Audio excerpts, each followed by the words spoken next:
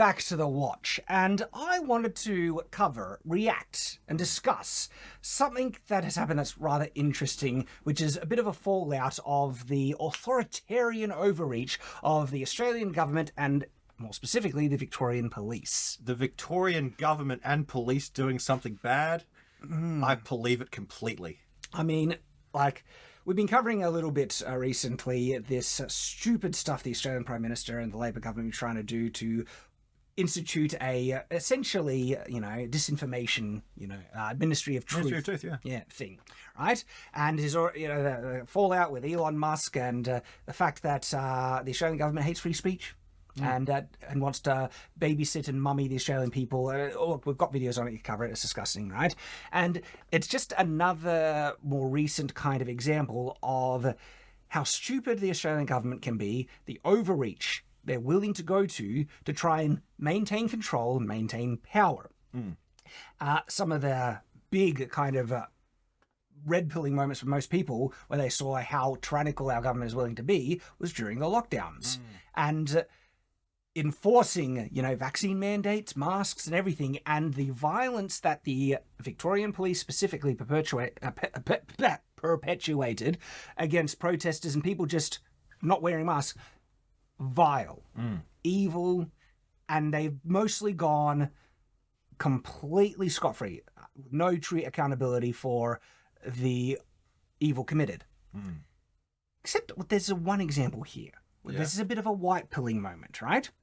And this is covered by Avi Yemeni, who works for Rebel News, and he was on the grounds during the lockdown. He did have a press pass, but he was covering a lot of the protests, and he's done really good work.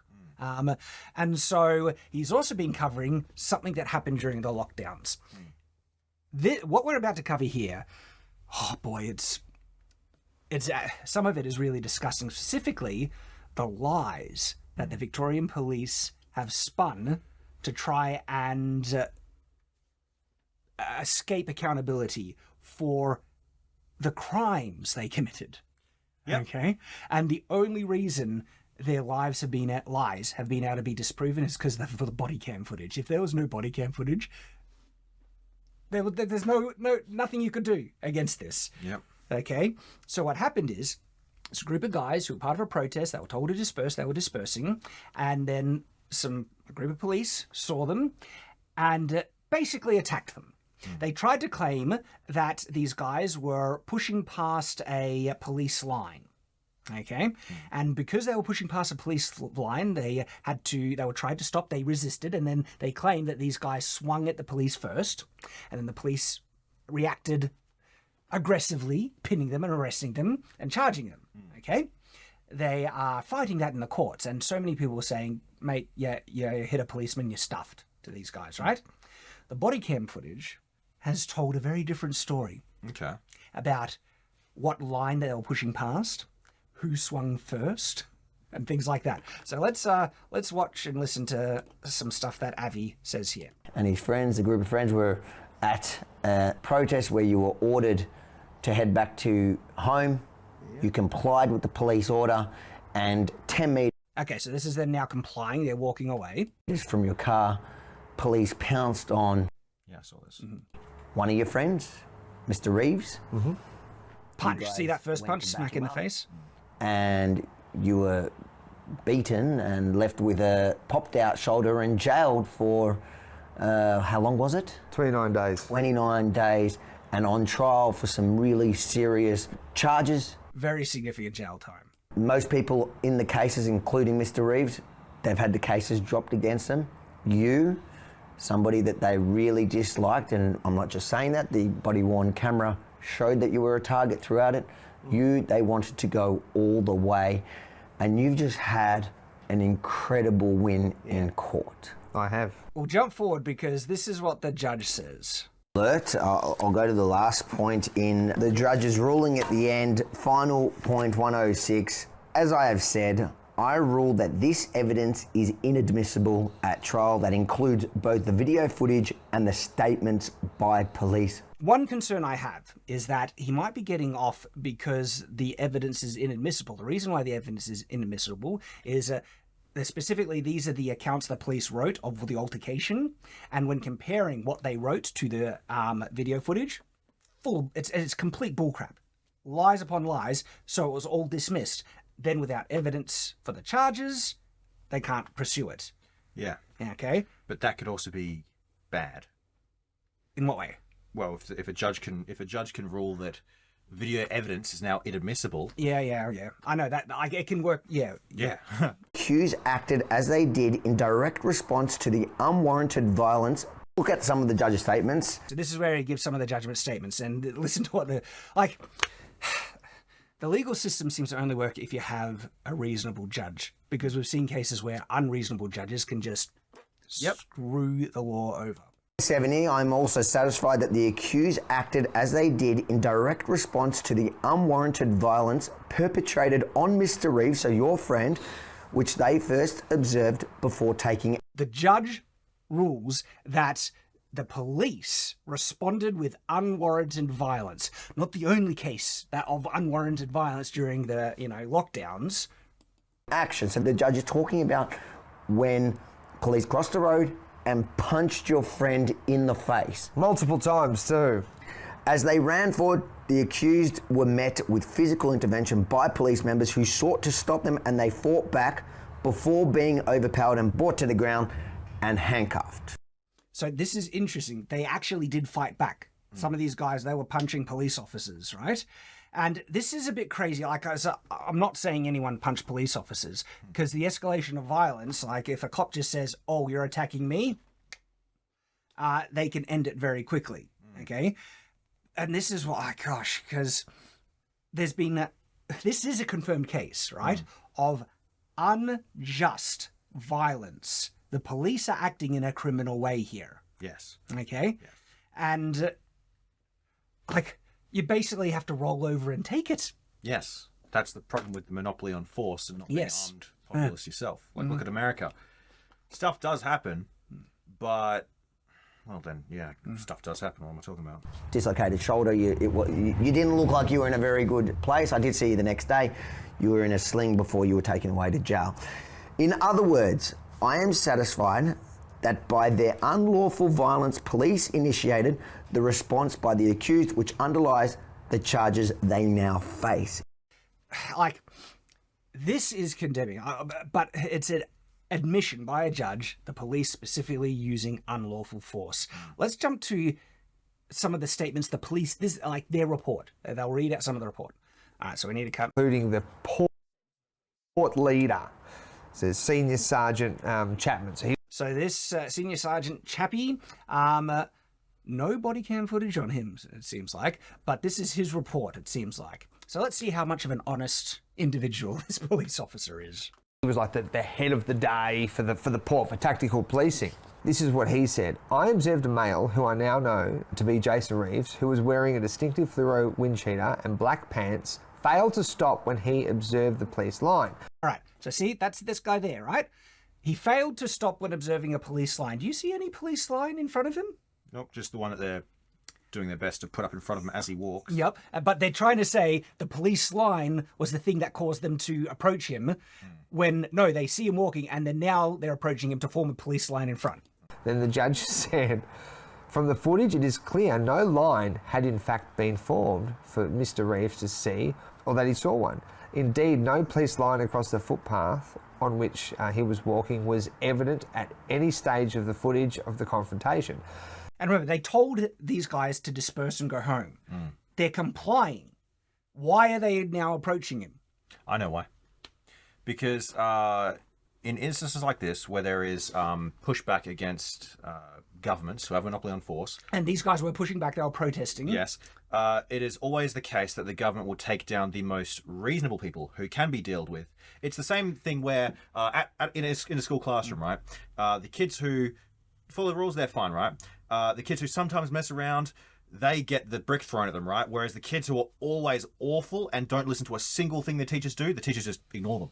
Because what can they do about it? But also, I think it's to teach a lesson to discourage further protests, because if they can rough these, rabble-rousers up, they'll be less inclined to go out, and to scare them off, to set an example. Exactly, but making the example is the mistake that authoritarian governments always make. They always make this. The October revolutionists in Russia, where the military came out and said they literally just protested, like, guys, we don't support what's happening, and the military on the other side opened fire on them. And then that happened a couple more times, and then you have the Russian Revolution.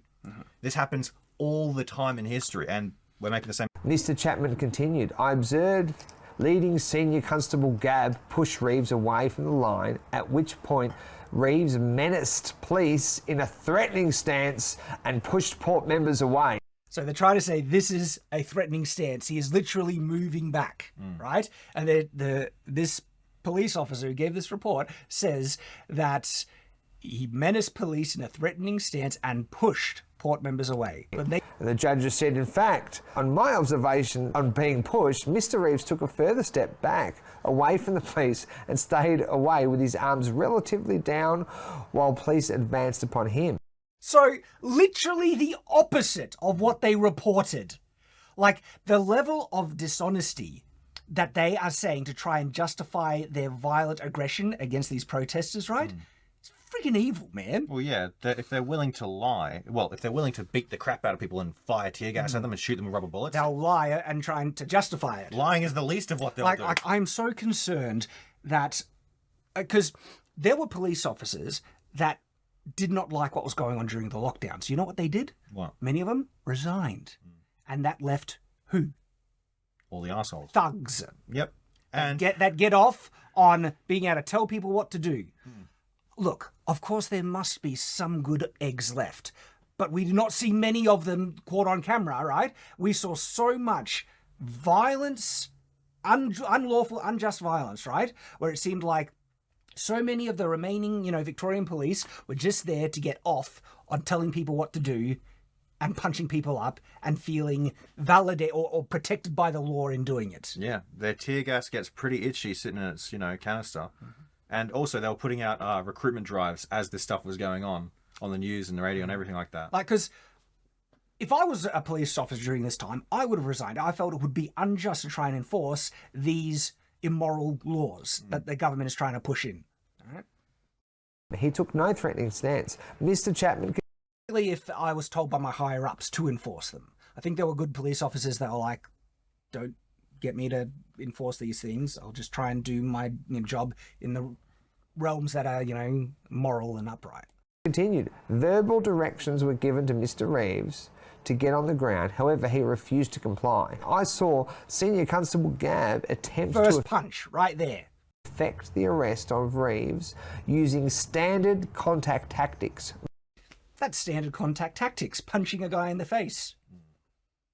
Mainly contact head control.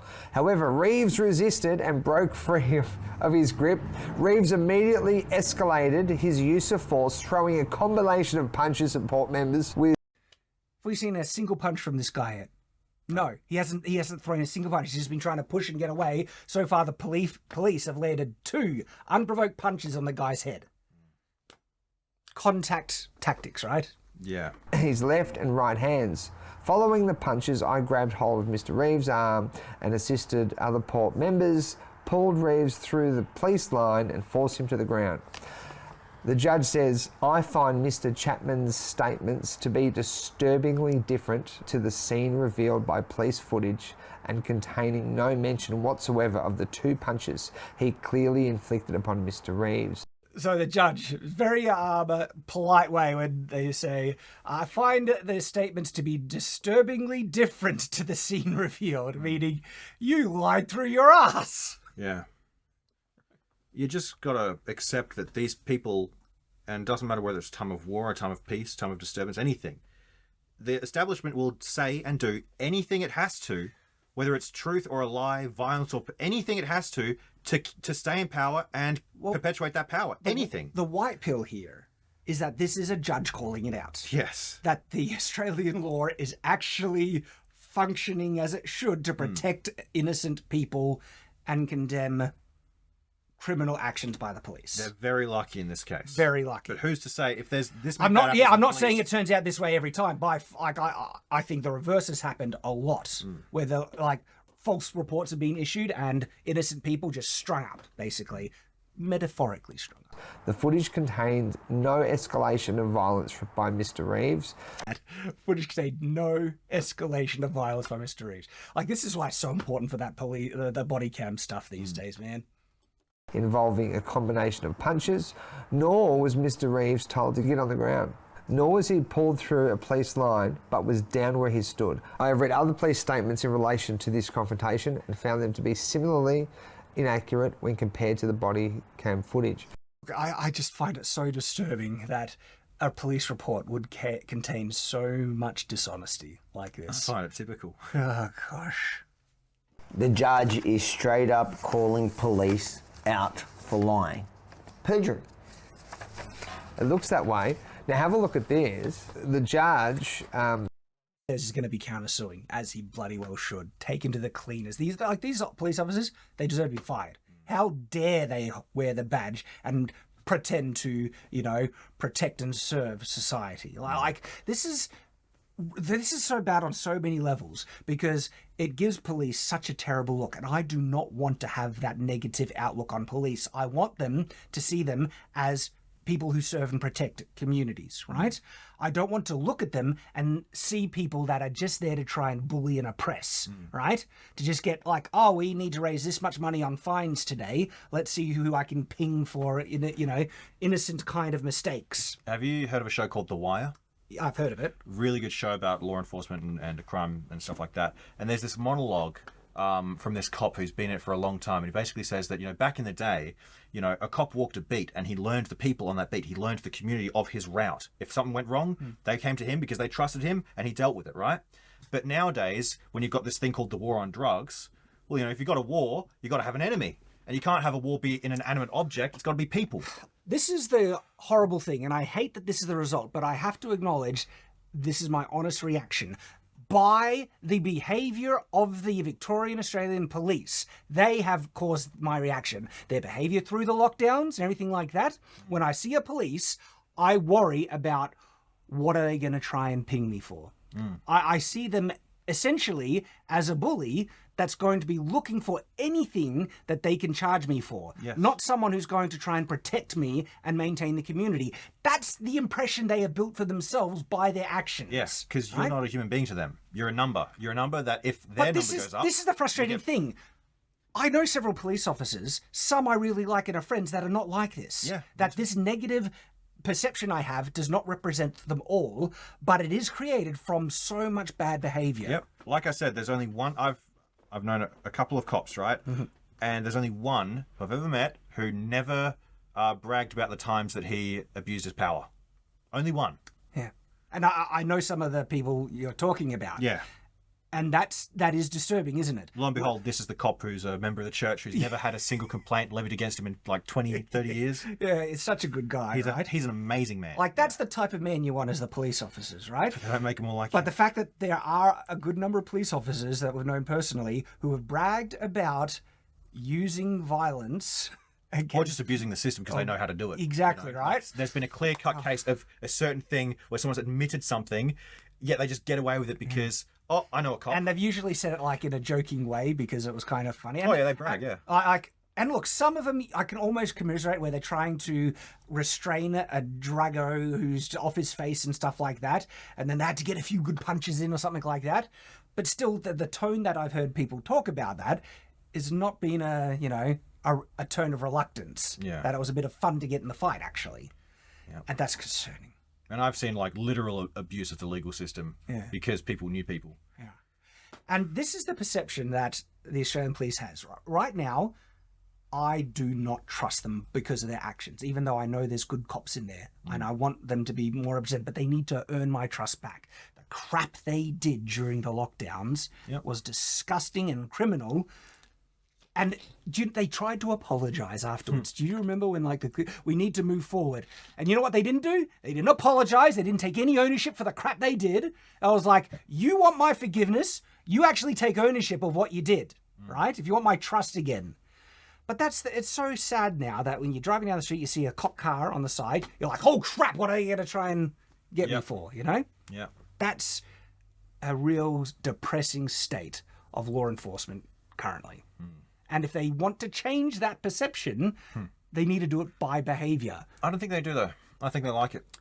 I think some do. I think some actually get off on the power trip. Yep. I think it's a useful. Fear is a very useful tool. And I know that's the sad thing, because usually immoral people, especially cowards, love getting power that's undeserved. Absolutely. And imposing it on others. Yeah. And being a police officer, it's kind of an attractive option then, isn't it? Yeah. They can do whatever they want. Well, almost. They can do a lot of things with impunity. And I hate that this video is so negative on police officers, because I want to be able to support them. We need good police officers for a functioning society, right? And I've said multiple times already, we know good cops, okay? But their behavior of what seemed to be the vastly more visual representation at the moment, especially many of my own interactions, like there's been times that a cop just no lenience at all for innocent mistakes. At all. I remember when I first got my driver's license, I didn't have it very long. And so it wasn't ingrained in my mind that you just need to remember to carry your license on you. So I was going to work, I forgot my license. And it was that day that a cop pulled me over. Just happened to be. And there was no lenience for a simple mistake. It's like, no, got pinged for a fine. Yep. Right? Pay up, pay the money. And to me, that was just like, where's the charity? There is none. They don't care. You getting screwed over that day is... Oh, another number for me. That's excellent for them. When you make a system that rewards screwing people over, or not ever giving people the benefit of the doubt, why would you? You're never going to see this person again. All right, bing, there you go. See ya. There's $500 out of your life. Like there was it's funny. I was talking to the good police officer once who was we were in a discussion. He was talking about someone we knew got fined by another police officer in some of the most bullcrap, unfair ways. Like something happened where another car caused them to lose control a bit or something like that, right? But it wasn't their fault. And this other police officer came in and just gave all these bullcrap fines, right? Crossing the line, and all that stuff, right? But the good police officer was saying, all right, this is how you can try and address this stuff. But the fact that this even happened, like there was this scummy police officer that just lumped on fine after fine after fine, unprovoked, right? Yep. To someone who had an actual reason, excuse for the accident they got in, just, makes... This is why, there should only be this level of, power in dealing with, violent offences, I reckon. Non-violent... Why does someone need to... Why can't we, try to rely more on the facts rather than just what the cops say? Why does there need to be video evidence, when cops do this crap all the time? The unfortunate thing is that because people are imperfect and therefore you're going to have imperfect police officers.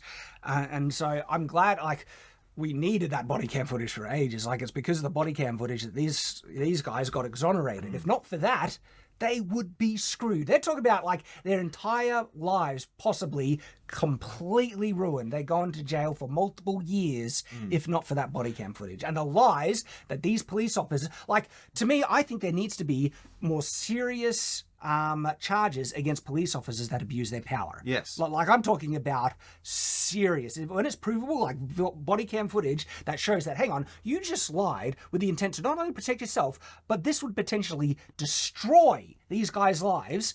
That's life imprisonment. Yeah. That is... It's tantamount. If you're trying to destroy someone's life, that's almost equivalent to trying to kill someone. It's seriously evil what was happening. And that would have been a bloody Tuesday for them. But think about this, Shad. Here's the thing that's going to wake you up in the middle of the night. How long have body cams existed for? I know, right? Could you imagine the kind of things that cops have done to people with complete impunity? And this is not me saying defund the police. We need police. Yeah. We need police for a functioning society. One of the ways that you can help fix crime-ridden communities is more police, more actual justice and trying to prevent, stop crime, right? Yeah. Not less. I don't know if we should defund the police. We should certainly arm the populace. Let people police themselves a little bit more. Dare I say base? Just, why not? I know. You ever see a shooting happen in Texas? A guy gets off one shot, then everyone else draws on him. Yeah. It's the coolest thing in the world. Why is that so satisfying? You want to test your quick draw against the entire neighborhood? When you pull out a gun, threatening someone's life to perform criminal deeds, right? Your life is forfeit. Yeah. People are absolutely justified in using lethal force to protect themselves because you threatened with lethal force. Yep. As soon as you threaten with lethal force, this is why I'm against the death penalty, because cops can do stuff like this, and there's very little if you don't have a video camera around. Because I get what you're saying, because I'm in favor of the death penalty just because, but what I should say, I'm in favor when it's so clear cut it's irrefutable. However, cops can build cases that seem irrefutable. Right? And just think, if you're in this situation where everything is stacked against you, however, if it's completely in self-defense, if all if all killing by the state was done in complete self-defense, then all they have to do is, frame you in the position to make it look like you were doing something. Then you're fine. Well, I mean, imagine the police could have done, like, there was no body cam footage, and the police could accuse these guys of being the aggressors, and as soon as they say that we feared for our lives, that's justification for them to unholster. What do you mean, though? The police. Like I'm saying, if this situation, if there was no body cam footage to exonerate the guys, and it was just their statement, they could have said, our lives were in danger, we needed to use lethal force. Yeah. Scary stuff, man. And so, look, I hope this guy takes them to the cleaners. Like, these police officers don't deserve the badge at all. And they, like, when I say give other police officers a bad name, they're giving all of the, like, so much crap has happened that I've lost so much trust in the Victorian police, and I hate that, because I know we need them. We need good officers, right? But that's where we're at. They have a long way to regain the trust, and it's going to require them acting properly, okay? But then we might get another lockdown, so who knows? But look, at least this is an example of the legal system actually functioning.